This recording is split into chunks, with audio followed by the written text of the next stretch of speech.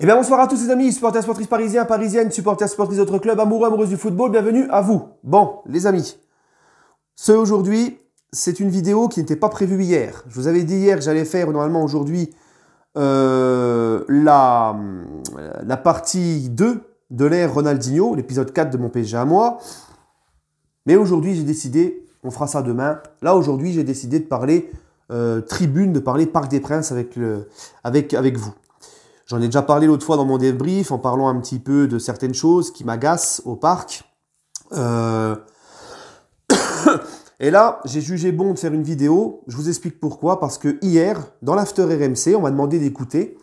Dans l'After RMC, il y a eu le représentant des Blocs Parisi, qui est un groupe d'ultra qui essaie de se former au parc du côté de Boulogne pour faire revivre la tribune Boulogne, au même titre que la tribune Auteuil a revu par la cause du collectif Ultra. Et donc, son représentant est intervenu et a parlé de la situation, a parlé un peu de leur mouvement, etc. Donc moi, il y a des choses qui m'ont interpellé et j'aimerais parler de tout ça. Oui, parce que j'aimerais les soutenir et j'aimerais parler d'eux pour que vous aussi, vous les souteniez et puis que vous en parliez aussi. C'est important, on ne sait jamais si ça remonte, tu vois. Parce qu'on parle beaucoup du collectif Ultra et c'est tout à fait normal. Le collectif Ultra s'est battu et le collectif Ultra est revenu refaire vivre le Parc des Princes qui était au point mort total depuis le plan Le Prou, d'accord, qui était une vraie cathédrale. Donc le collectif Ultra, c'est le seul groupe d'Ultra qu'il y a au parc, c'est dans la tribune Auteuil, c'est eux qui mettent l'ambiance, c'est eux qui mettent une ambiance de feu à l'extérieur, au Parc des Princes et tout. C'est tout à fait normal qu'on parle d'eux et eux, ils sont irréprochables et ils sont vraiment... respect, quoi. Voilà, c'est normal, donc on parle beaucoup d'eux.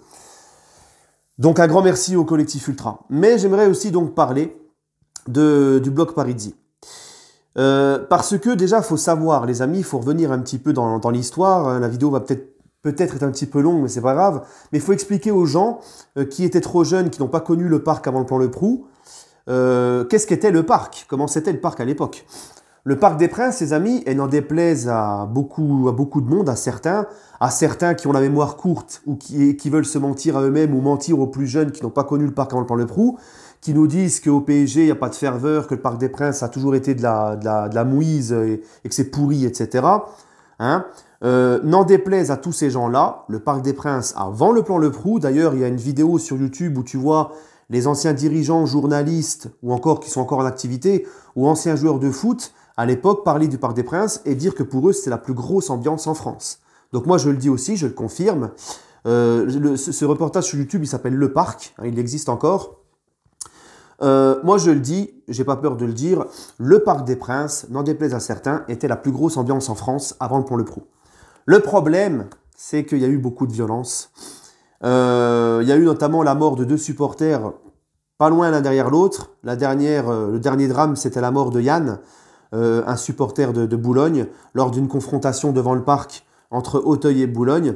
Donc voilà. Donc il était normal que le club fasse le ménage, que le club a dissous les ultras parce que c'était plus possible. Même, je crois, Nicolas Sarkozy à l'époque avait donc même menacé le Paris Saint-Germain de dissoudre le club si ça ne s'arrangeait pas en tribune. Et je pense aussi que s'il n'y aurait pas eu le nettoyage dans les tribunes, je pense que les Qataris, qui devaient déjà commencer un peu à négocier, parce que ce n'est pas fait en quelques mois la négociation du Qatari, ont peut-être aussi poussé pour que ça change, parce que vous savez l'image hein, que les Qataris veulent donner du PSG, de leur image à eux. Donc voilà, donc il y a eu le ménage de fait, il fallait faire quelque chose, c'était plus possible. Du côté de Boulogne, c'était beaucoup politique, extrême droite, tout ça, donc il y avait beaucoup de fachos, beaucoup de mecs d'extrême droite.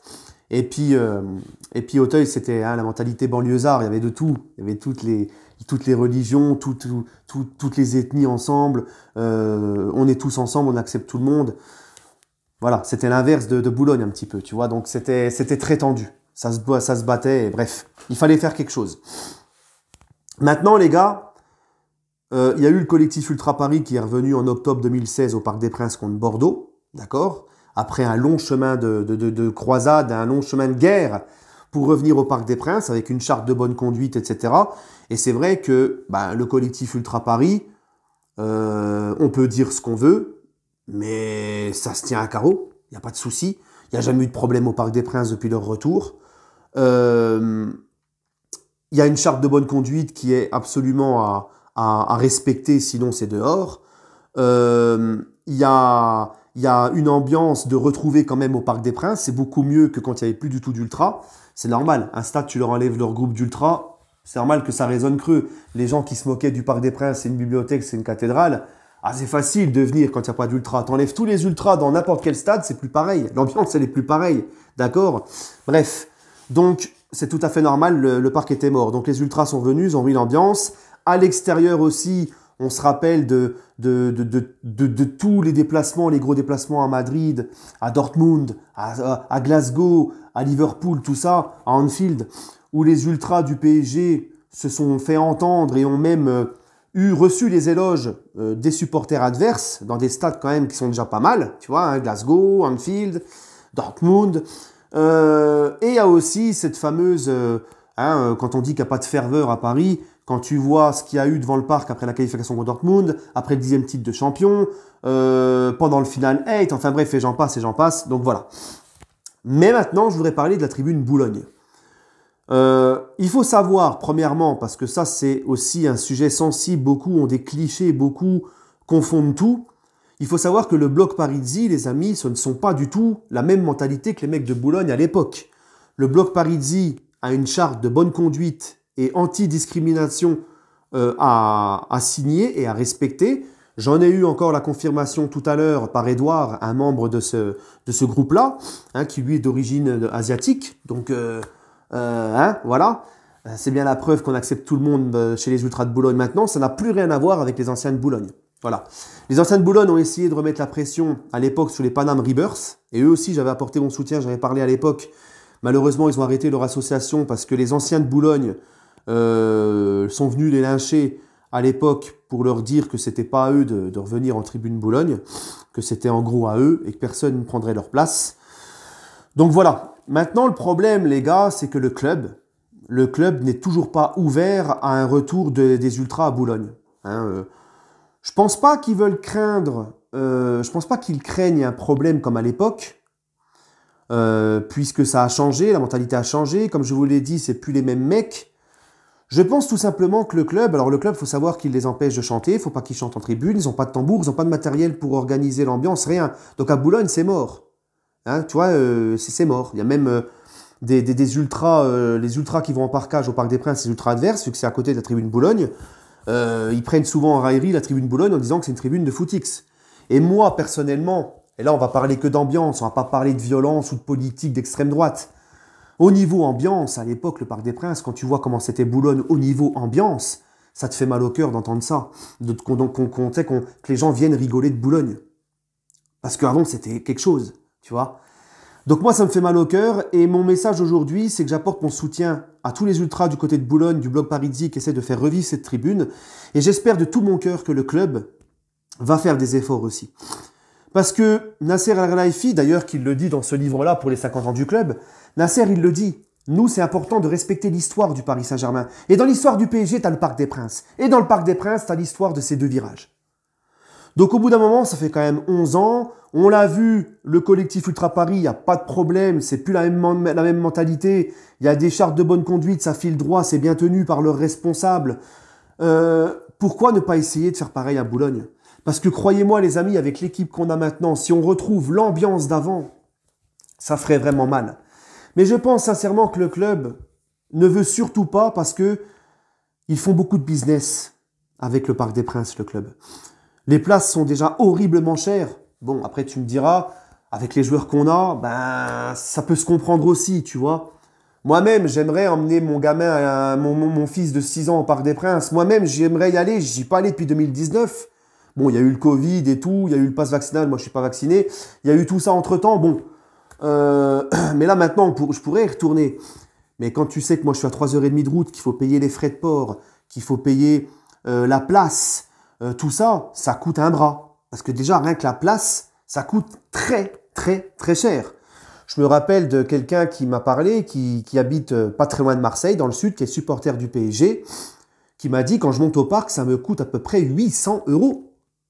Si tu comptes les frais de déplacement, la bouffe, la place au parc, plus le dormir à l'hôtel, etc., parce qu'il ne rentre pas tout de suite, m'a dit c'est une dinguerie, tu vois. Donc voilà, donc c'est très compliqué. Et ce qui se passe à Boulogne, c'est le ticket place, qu'on appelle ça.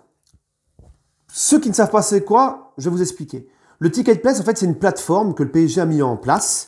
C'est des mecs, en fait, ils ont un abonnement au parc, donc ils payent 800 € l'abonnement à l'année. 800 €, c'est l'abonnement qui comprend donc la Ligue des Champions, la Coupe nationale, le championnat.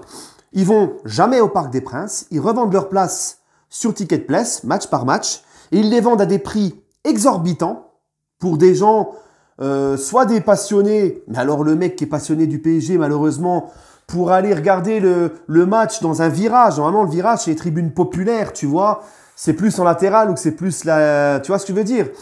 Les mecs vont en tribune Boulogne, en tribune latérale, des vrais passionnés du PSG, ils vont devoir payer des places hors de prix pour des mecs qui ont pris des abonnements, à des mecs qui ont pris des abonnements qui n'ont rien à faire du Paris Saint-Germain. Ils font juste un business avec ça. Et le PSG récupère un pourcentage à la vente de ces places-là. Ça veut dire les mecs, ils payent leur abonnement, ils vendent les places match par match, et le PSG qui a déjà encaissé le tarif de l'abonnement prend un pourcentage sur la vente de la revente du billet du mec qui a l'abonnement. Donc c'est une dinguerie le business qui se passe. Mais le PSG, c'est pas le seul club à le faire. Mais j'estime qu'à un moment donné, le club, il faut qu'il change ça. C'est pas possible. Parce que les vrais passionnés du PSG ne peuvent plus venir au Parc des Princes, ne peuvent plus kiffer, même en tribune, en virage. Ils payent extrêmement cher pour voir un match de Ligue 1, un PSG Brest ou un PSG Reims, tu vois. C'est trop au bout d'un moment. Vous voyez? Et moi, j'espère que le club va arrêter ça. Parce que, dans ce qu'il a dit, le représentant hier du Bloc Parisi, il dit qu'à Boulogne, maintenant, on voit des gens, c'est des vrais touristes, des gens qui ne regardent même pas le match, ils ont leur téléphone, des gens qui viennent, il y a beaucoup de comités d'entreprise, des mecs qui sont là, mais ils en ont vraiment rien à carrer du Paris Saint-Germain, des mecs qui viennent, c'est juste des touristes de passage, il faut pas chanter pour pas les déranger, pour pas les brusquer, des mecs qui viennent en tribune à Boulogne, au Parc des Princes, avec des maillots des autres équipes. C'est très grave, les amis. C'est très très grave. On a chambré les Marseillais parce que ça se passe au Vélodrome, mais apparemment au parc ça commence aussi. Et ça c'est une aberration, c'est de la foutixerie, c'est une honte pour le il y a une histoire à respecter. Le Parc des Princes, tu peux pas faire ça, c'est pas possible. Et le club ferme les yeux sur tout ça. Ça n'a pas l'air de les déranger puisqu'ils font du business avec ces trucs de tickets de place, tout ça. Il y avait même, l'autre fois, j'en ai parlé, j'ai poussé un coup de gueule, ces influenceurs ou influenceuses qui n'ont strictement rien à faire du Paris Saint-Germain, qui sont invités par des sponsors du club à venir en loge, à se gaver, à kiffer, pendant que toi, t'es père de famille, t'es un vrai dingue du PSG, que tu peux même pas emmener ton gosse parce que c'est hors de prix. Même une place en virage, tu vois. Donc au bout d'un moment, bon, je vous rassure, dans le collectif Ultra, ils font pas ça. Hein. Mais, tu vois, c'est aberrant. Quand tu vois qu'à Boulogne, maintenant, c'est réduit à être comme ça, quand tu as connu le parc d'avant, quand tu es un vrai passionné du PSG et de son histoire, ça te dégoûte au plus haut point. Donc j'espère vraiment que le club va discuter avec eux, que ça va revenir, que ça va... Parce que tout le monde serait gagnant en fait. Les supporters, les passionnés du club, ça ferait le ménage envers certains footix qui viennent au parc en ayant rien à faire. Pour encore continuer sur les influenceurs, il y en a quand même un qui est venu récemment pour je ne sais plus quel match, PSG Monaco, qui a été invité par un sponsor du PSG au parc en loge. Le mec avant mettait des survêtements de l'OM. Le mec se pointe au parc avec un bas de survêtement de la Juve. Et il vient au parc gratuit et invité. Est-ce que c'est normal ça? C'est pas normal, c'est à vomir ce genre d'attitude. C'est dégueulasse. Nous, ça nous dégoûte. Tu vois? Donc il y a un respect quand même de l'histoire, et un respect de l'histoire du parc, et un respect des supporters. Et sur ça, le PSG n'a pas changé sur ça. Tu vois, il faut que ça change. Donc, mon message du jour, c'est que le Bloc Parisi, ne lâchez rien, faites tout pour votre possible. Inspirez-vous de ce qu'a fait le collectif qui n'a rien lâché. Ça prendra du temps, mais il faut rien lâcher. Il faut tout faire pour retrouver des ultras, comme au collectif Ultra à Auteuil, mais à Boulogne. Voilà, dans la joie, la bonne humeur, hein, sans violence, sans racisme, sans discrimination. Mais qu'est-ce que ça serait magnifique. Enfin bref, voilà. Excusez-moi les amis, la vidéo était un petit peu longue. Je vous dis à tous à bientôt, à demain pour l'épisode 4 de mon PSG à moi. Prenez soin de vous et allez Paris.